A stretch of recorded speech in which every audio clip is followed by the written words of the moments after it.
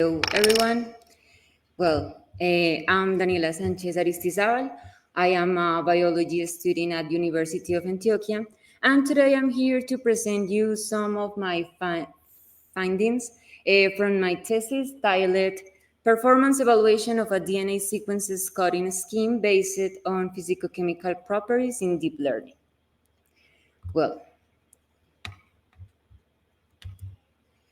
First, we have to start talking about the advances in DNA sequences, because today it's very easy to obtain DNA sequences from many organisms and many samples.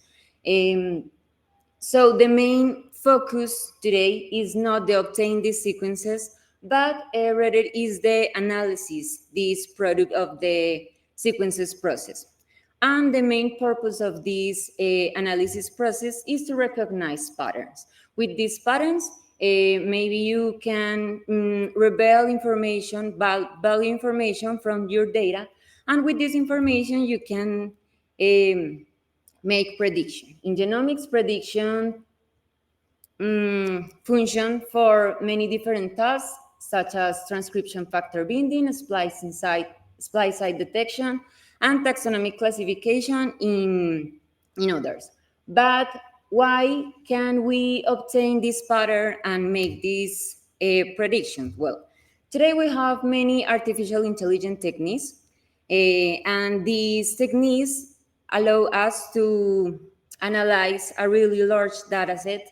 So here we have two main approaches. The first is machine learning, which create model that can learn from data and then can to identify patterns.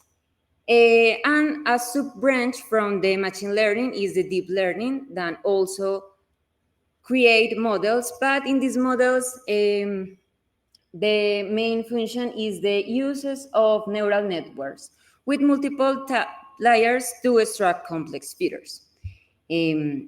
So in this research, we center or focus in this type of neural network that is convolutional neural network, because this shows this architecture shows a really high efficiency to classify very complex features or characteristics from the data. Now, how a neural network works? How does this architecture work? Here we have a simple scheme that contains the main elements of a neural network. That is an input layer, which receive the representation data. Then we have several hidden layers. Into these hidden layers is where all the magic of the mathematics occurs. And then we have the output layers that produce the prediction. But for understand better this scheme,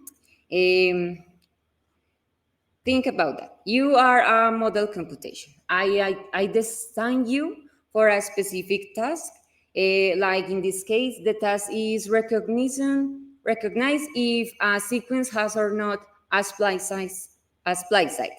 So I have to train you to learn how to can differentiate these two sequences. And for this training phase, I will show you many sequences with this pattern, the splice site, and without this splice site.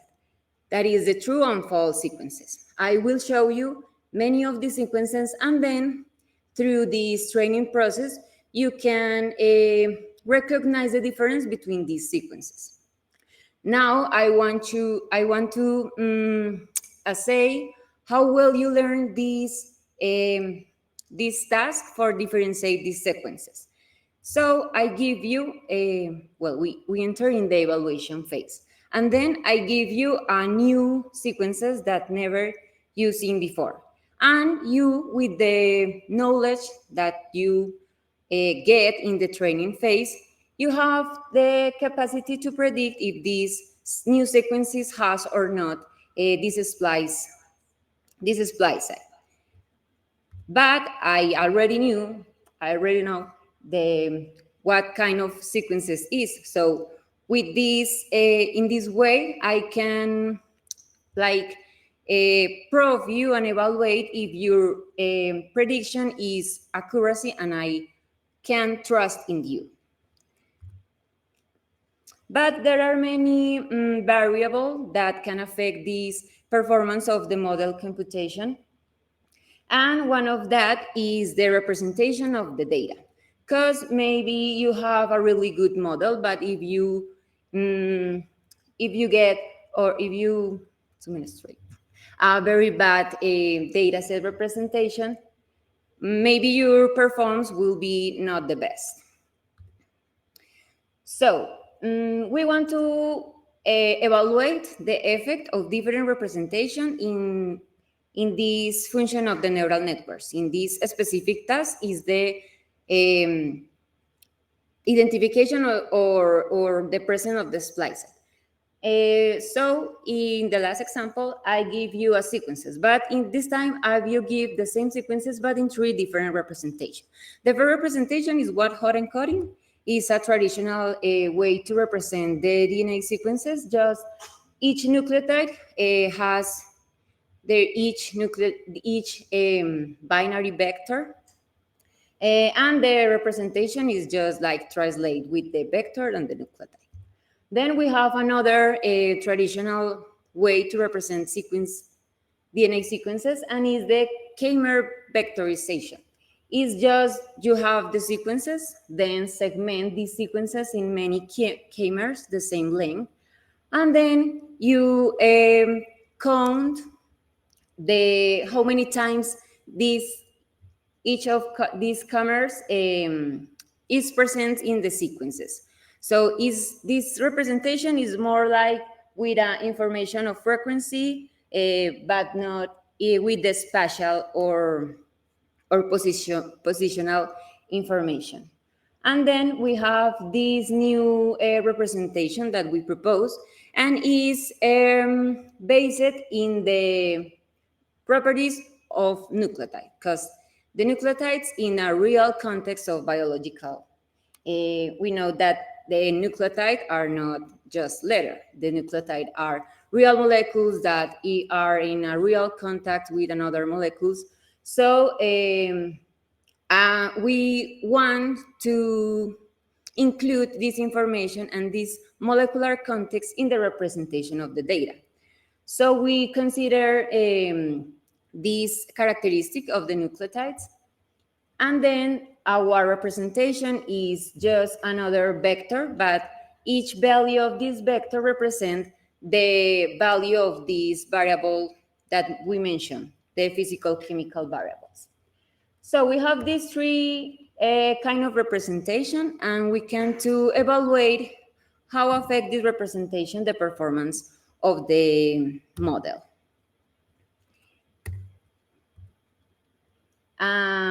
So that was that we did. First, we obtained the data set.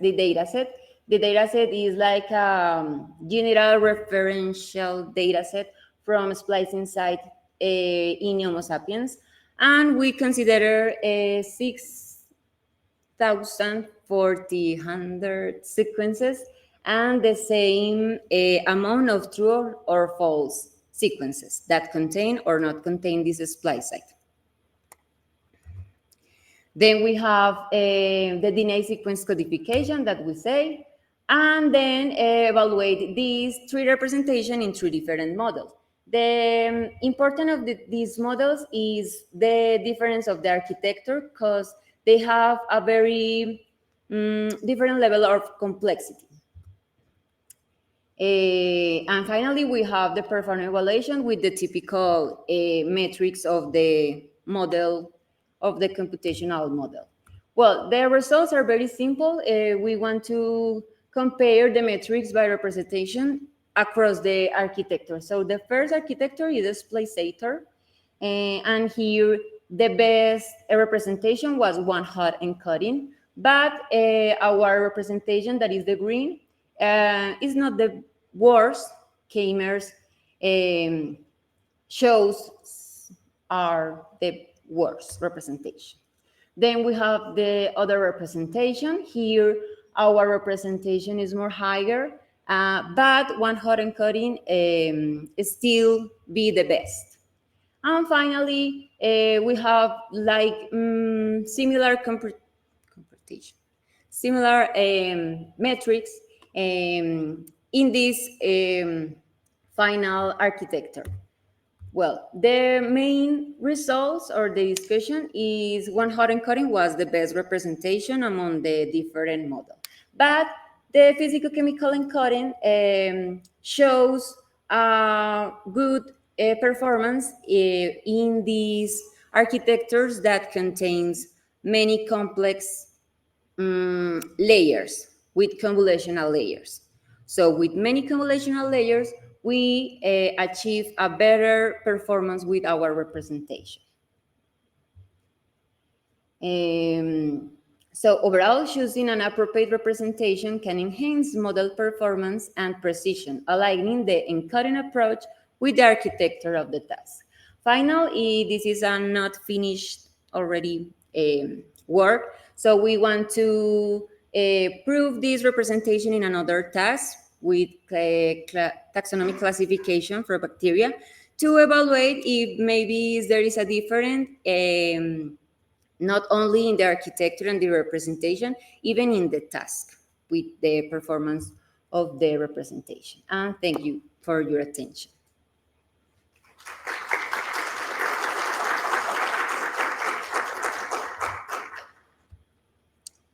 Any question? Thanks. I don't know if What? The main goal is like the representation have effect of the performance of the models, because in the same model and in the different representation we obtain different performance. So we have to focus or give importation for the representation also. Yes.